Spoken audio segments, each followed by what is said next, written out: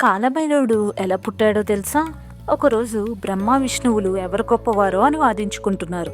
ఆ అహంకారాన్ని తొలగించడానికి శివుడు ప్రత్యక్షమయ్యాడు, అంతం లేని అగ్నిస్తంభం రూపంలో. దీని ఆది అంతం ఎవరు కనుక్కుంటారో వారే శ్రేష్ఠులు అని అన్నారు. విష్ణువు భూమి లోతుల్లోకి వెళ్ళారు, బ్రహ్మ ఆకాశానికి ఎగిరారు. ఇద్దరికీ అగ్ని ఆది అంతం కనిపించలేదు.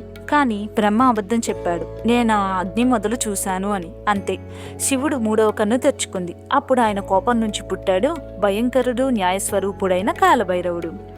భైరవుడు బ్రహ్మ అహంకారాన్ని చెరిపేశాడు. ఆయన ఒక తలని తెగ్గొట్టాడు. కానీ ఆ తల ఆయన చేతికే అతుక్కుపోయింది. అది బ్రహ్మహత్యా పాపంగా మారింది. ఆ పాపం నుండి విముక్తి కోసం భైరవుడు ప్రపంచమంతా తిరిగాడు. అంతలోనే ఆయన కాశీకి చేరుకున్నారు. కాశీలో అడుగు పెట్టగానే బ్రహ్మ తల జారిపడింది, పాపం కడగబడింది. ఆకాశవాణి వినిపించింది, భైరవ, నీవు ఇకపై కాశీక్షేత్ర రక్షకుడువు అని.